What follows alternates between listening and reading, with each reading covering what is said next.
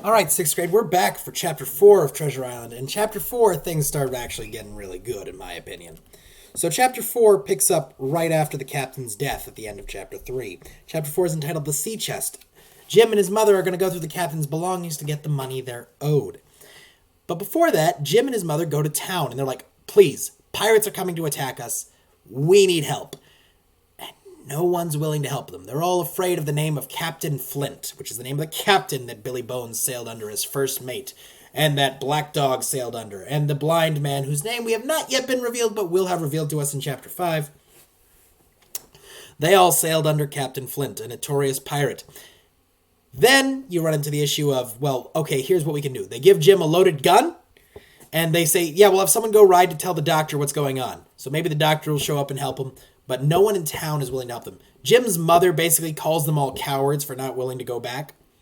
They go back, and Jim's mother is like, okay, we need to get what we're owed and not anything more. We don't want to steal from pirates.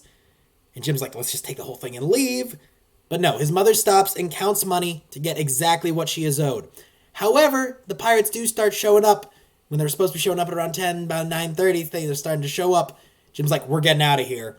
They take it. Jim takes the oilskin packet that was in there to try and square the count, leaving behind all the captain's other stuff. He had some guns in there, some seashells, which Jim thought was interesting that such a violent man would carry something like little seashells with him. Compasses, foreign knickknacks, things that he would have picked up in his travels.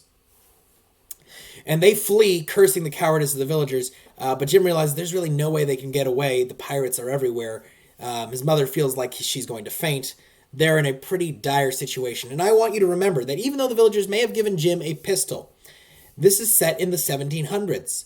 The idea of a pistol that could hold multiple shots is not exactly something that's around there. There were pistols called like duckfoot pistols where they had 1, 2, 3, 4, 5 barrels all next to each other in a shape like a duck so that you could shoot 5 times at slightly different angles. And there were double-barreled weapons where you would load both barrels and be able to shoot. But loading in this time period was an arduous process. So you would have to take your gun. We're using my water bottle as a demonstration. You'd have to pour your gunpowder at measuring it in there. Then you'd have to take your musket ball, put it in there. You'd have to take a ramrod, and you'd have to pack it all down to make sure it's all in there loaded. Then you'd have to cock it, pull back the hammer. Then it is ready to fire. Then you would be able to fire. The hammer would go forward and create a spark, set off the gunpowder, and propel the bullet that away. They weren't terribly accurate. They weren't rifled, meaning that the inside of the barrel didn't have any curves in it. There's no spin on it. The bullet's just going forward.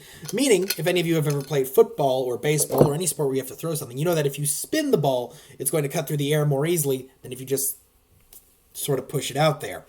And that affects the accuracy. So these pistols and guns in this time period are not very accurate. Then after you fire it, you've got to clean it. You've got to do the same process again to reload, and basically it's about a minute-long process. Truly elite sharpshooters and soldiers could maybe get 3 or 4 shots off in a minute.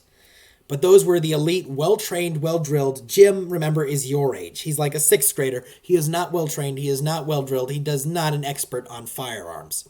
So the situation looks pretty grim for Jim and his mother.